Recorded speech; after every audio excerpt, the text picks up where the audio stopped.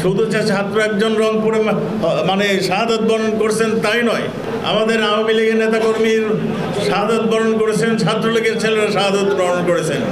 যেখানেই আওয়ামী লীগ, যেখানেই ছাত্রলীগ, সেখানেই তারা অ্যাটাক করেছে।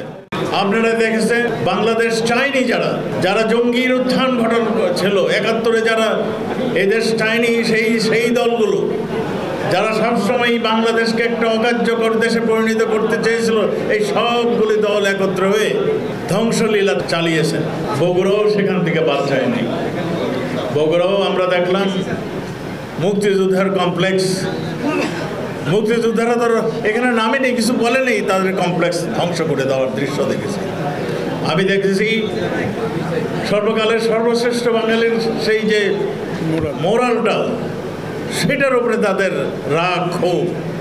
যারা দেশ চায়নি, যারা স্বাধীনতা চায়নি, তাদেরই এই ধরনের রাগ ক্ষোভ থাকার কথা। আমরা সেটাই লক্ষ্য করেছি। আওয়ামী লীগ অফিস, জাসদের অফিস, থানা ভবন, আমাদের ভূমি অফিস, জাজেস কমপ্লেক্সে মানে ভাঙচুর দেখলাম। আসল কথা ছিল এই দেশকে কিভাবে আকার্যকর করা যায়, দেশ যে এগিয়ে যাচ্ছে দুর্বার গতিতে সেইটাকে কিভাবে স্তব্ধ করা যায়, মুক্তিযুদ্ধের চেতনা নস্যাৎ করা কিভাবে যায়, সেটাই ছিল মূল লক্ষ্য। যেহেতু সব দাবি মানা হয়েছে, আপনাদের যে বাকি দাবিগুলো, এগুলো মাননীয় প্রধানমন্ত্রী বলেছেন, এগুলি তিনি পর্যায়ক্রমে এইগুলির বিবেচনা করবেন, ব্যবস্থা নেবেন। আপনারা জানেন ইতিমধ্যেই একটা বিচার বিভাগীয় একটা তদন্ত কমিশন গঠন হয়েছে, যারা নাকি স্বাধীনভাবে এই সমস্ত ধ্বংসলীলা কেন এই ঘটনাগুলি ঘটছে এগুলি তদন্ত করবে। ধ্বংসলীলা চালিয়েছে সারা বাংলাদেশে। ইতিমধ্যে আমাদের ৩ জন পুলিশ, 1 জন আনসার আমাকে শাহাদাত বরণ করেছেন। আমাদের অনেক নেতাকর্মী, শুধু ছাত্র একজন রংপুরে মানে শাহাদাত বরণ করছেন তাই নয়, সারা দেশে আমাদের আওয়ামী লীগের নেতাকর্মীর শাহাদাত বরণ করেছেন, ছাত্রলীগের ছেলেরা শাহাদাত বরণ করেছেন। যেখানেই আওয়ামী লীগ, যেখানেই ছাত্রলীগ, সেখানেই তারা অ্যাটাক করেছেন। এইটাই ছিল তাদের পরিকল্পনা।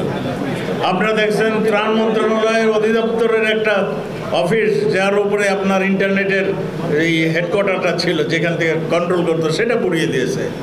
আপনারা দেখছেন নরসিংদীর জেলখানা ভেঙে নিয়ে গিয়েছে। শুধু এইখানে যে থানা আক্রমণ করেছে এটা নয়, ঢাকায় উত্তরা থানা, ঢাকা যাত্রাবাড়ি থানা, ঢাকা কদমতলী থানা, সবগুলো অ্যাটাক করছে। মোহাম্মদপুর থানা, ভাটারা থানা, এই সমস্ত থানায় অ্যাটাক করেছে। আপনারা দেখেছেন বিটিভি, যেখানে 1000 বৎসরের বাঙালির ঐতিহ্য, বাঙালির সংস্কৃতি ধরে রাখায় বাংলাদেশের স্বাধীনতার ইতিহাস যেখানে ধরা ছিল, যে আর্কাইভে, সেগুলো পুড়িয়ে দিয়েছে। এই সমস্ত যখন পোড়ানো হচ্ছে, মাননীয় প্রধানমন্ত্রীর নির্দেশনায় আমাদের পুলিশ, র্যাব, আমাদের বিজিবি, আনসার, এদের সঙ্গে সহযোগিতা করার জন্য আর্মিকেও নামানো হয়েছে এবং সন্ধ্যা আইন আমরা জারি করেছি। আবার ধীরে ধীরে দেশ আজকে এগুলির নর্মালাইজ হচ্ছে। আমরা খুব শীঘ্রই আবারও নর্মাল লাইফে ফিরে যেতে পারবো, আপনাদের সহযোগিতা চাই।